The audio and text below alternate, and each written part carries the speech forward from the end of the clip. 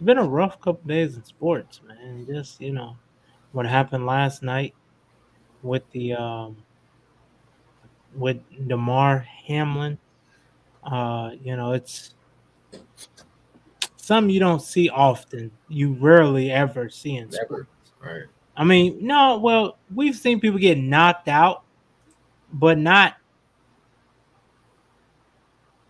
like that. We've never seen somebody just stand up and just collapse like that, though. That's what I'm saying. Exactly. And It's- it's your boy Suave. We got Big Walt, brother John. We're gonna start with you, Walt. What was uh what was your take on the situation? Just, as a consumer of football in general, what was your take on it?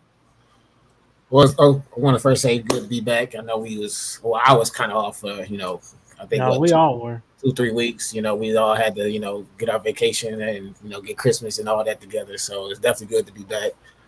Good to see y'all. I definitely missed y'all for sure. But in all serious note, though, last night, like I said, was definitely it was definitely tough to see, honestly, because like I said, us just starting off the show, we've never seen something like that happen. You know what I'm saying?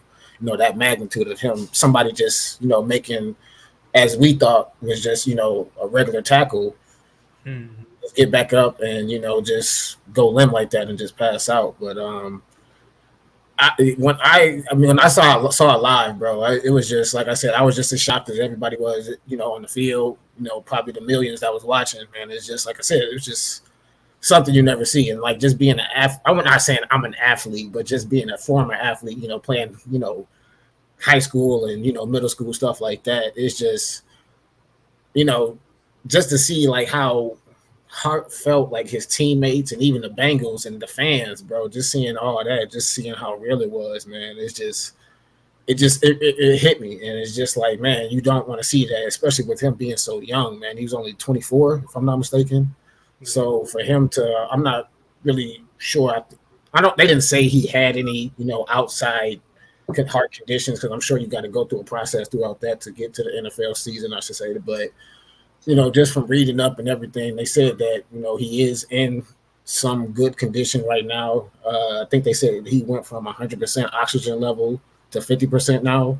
So I mean, I'm not really a doctor. I'm not really sure. They're saying that's a good thing, but it's still saying that he's in critical condition. So I'm just praying for him, his family. Um, I hope we continue to get good news, positive news, I should say. And like I said, man, I just pray for him and the whole Buffalo organization, man, because it's just like I said, you don't see something like that, and just to see that live, man, I'm sure I wasn't the only one that was just shocked and just like, wow, like did we actually just see that? Like, Yeah. so like I said, just prayers out to him, man, and I'm praying that we hear nothing but good news from when they come out with the reports, I should say. Yeah. Go ahead, John. What's your take on it? Yeah, man. When you think of the Bills' safeties, like you think of Jordan Poyer, Micah Hyde, but like this kid has been having he had a good rookie year and he had a really good, like he's filled in very well with Micah Hyde gone this year. Like he's really had a good career so far. So, he wasn't just I know a lot of people just find out who he is, but like, Bills Mafia definitely knows who he is. I mean, he's well known with them and stuff, but like he's been playing, he's been balling out, man, and he was going to be on people's radar soon, if not already. But yeah, man, like when you think of like heart condition, man, you like okay, if that was a 38-year-old, 300-pound lineman, maybe, but we're talking about a 24-year-old, 190-pound kid, like that's tough, man. We're gonna.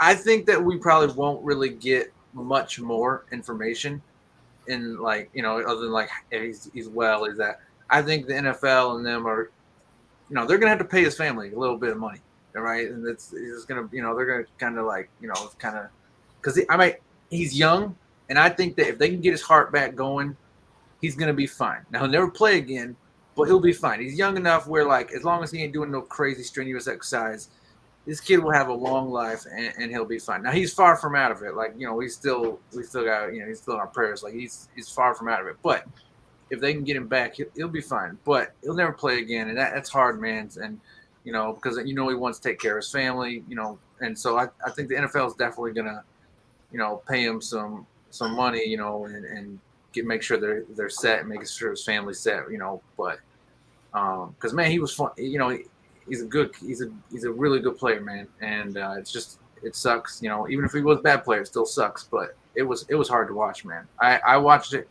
my phone blew up. I wasn't watching the game live. My phone blew up. I had a bunch of people like hitting me. So I was like, all right, go check it out. I watched it once. I couldn't watch it again. People were like, what do you think happened? I'm like, I don't know, dude. I ain't a doctor. I was very impressed though. That doctor, the doctors and the crew, whatever, they run like a pit crew. Like, I don't know if y'all saw that.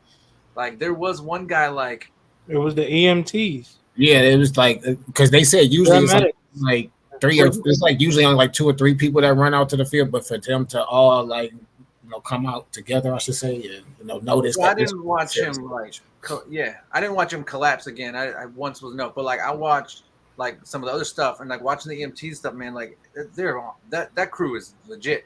Like you had the one guy with his fanny pack in the back, and you can see him like pull out a needle just in case like he gets called on. There's a guy over here, he's got like his thing, and like everyone knew their job and was ready to be called on. Like it was boom, boom, boom. Like it was impressive to watch. And the NFL, they don't joke around, man. They hire the best. When it comes to medical staff.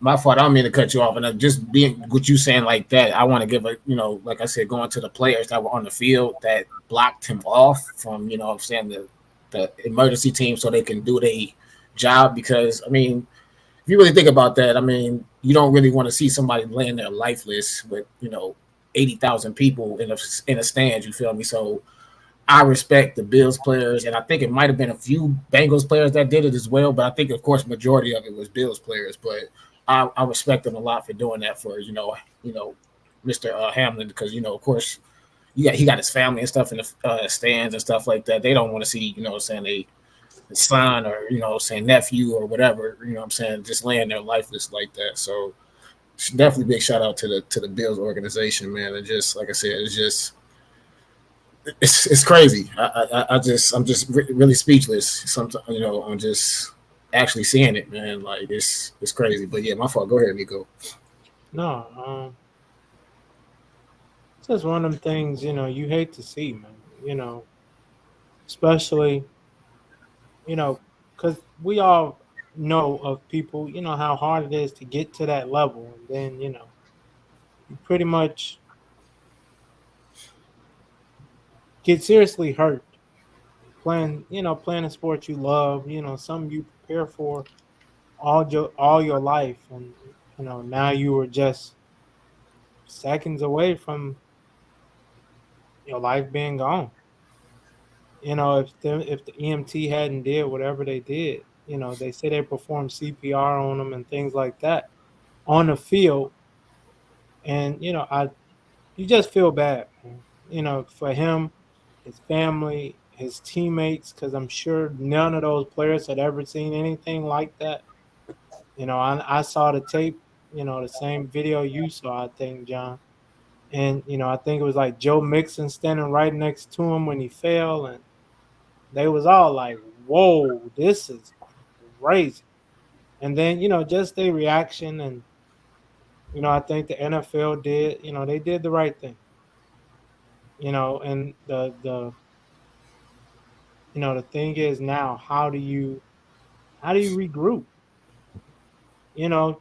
Especially being a defender or even playing offense. How do you regroup? How do you play the game now so you can avoid that?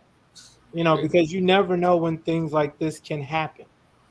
Just making a routine tackle. And, we see it all the time.